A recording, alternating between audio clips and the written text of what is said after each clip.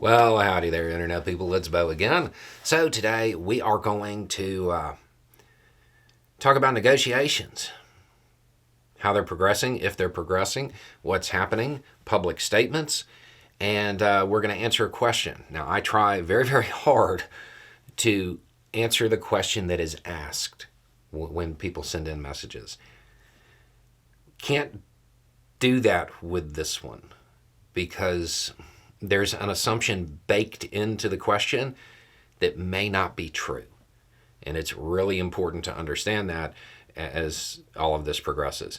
If you have no idea what I'm talking about, there are a lot of reports that suggest the Palestinian side has basically been like, yeah, we don't care about negotiations. We're not negotiating anymore. You're going to call a ceasefire before we even talk about captives or prisoners or hostages or whatever term you want to use. You're calling the ceasefire on your own, and then we'll negotiate. Okay. And that, of course, has surprised some people. Here's one question.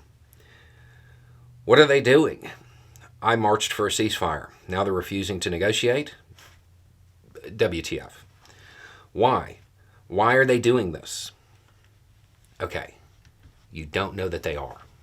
Start there. In the international poker game where everybody is cheating, the public statements, those don't always accurately reflect what's being said at the negotiating table.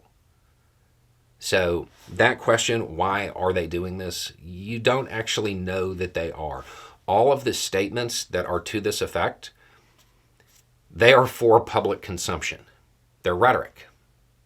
We don't know that that's the position that they have at the table. If they do have that position at the table, where they're like, yeah, we're not even going to talk about exchanges until there's a ceasefire, yeah, they're trying to end the negotiations. That's just a non-starter. All of that would be discussed at once. It seems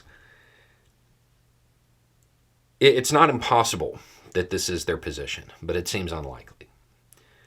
Just remember, public statements do not reflect what is being said at that table. And I'll give you just examples from this conflict. Okay? Just a few days ago, Israel, their public statements, we're not negotiating. We're not going to negotiate. Not at all. It's not going to happen. Meanwhile, they had people actively trying to restart the negotiations while that was being said in public. Another one, Biden coming out right away. Israel has our full, unequivocal support. The very first advisor they send over. Yeah, y'all don't want to do this. You risk turning a tactical victory into a strategic defeat here. Not exactly unequivocal, right? What is said in public and what is said in private aren't the same. So the question is not, why are they doing this? The question is, if they are, why are they doing this?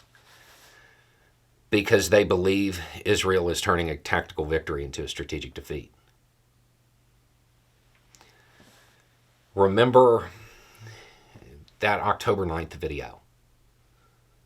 The question, why would they do this? What do they hope to accomplish? What they're about to get? The strategy of the Palestinian side is to be the anvil. Not the one that dishes out the most, but the one that takes the most. Because when they take those hits, it shifts international opinion. It centers their cause in the public eye. It force generates, it increases recruitment for their side. All of those reasons. If they believe that the recruitment exceeds their losses, if they believe that the benefits of public opinion swaying outweigh the losses, then yeah, they would. See, I don't think they would stop the negotiations, though. They would hamper them. They would delay them. Maybe they would put out some rhetoric to kind of slow things down.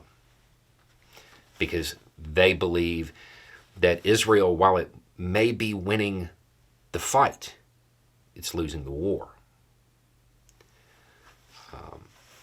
It's a strategy that is deployed around the world.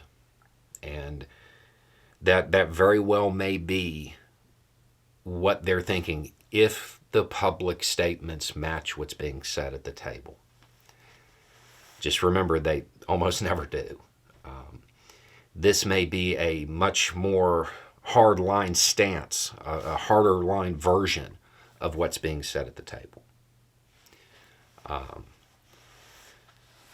So that would be your reason, is that they believe that if it continues, then Israel is going to take a bigger loss. Having gone through that, I want to remind everybody there is no military solution here.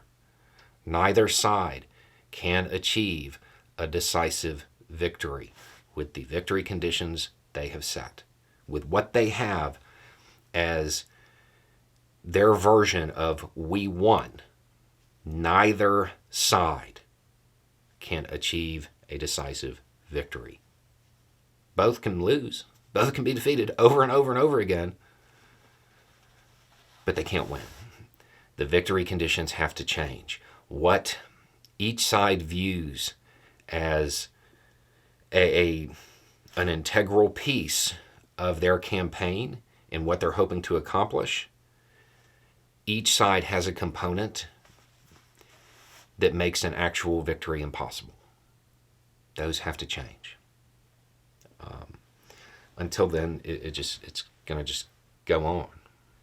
The other thing to keep in mind about this is that all the people that I saw making these statements, they are all Hamas. For those people who have been wondering why I say Palestinian forces instead of Hamas, it's because there's other groups. And we don't know if this hardline stance is shared by the other groups. And we do know that some of the other groups have custody of some of the captives. So they would have to be on board with it. And we haven't seen anything from them, at least not at time of filming, that suggests they share this opinion.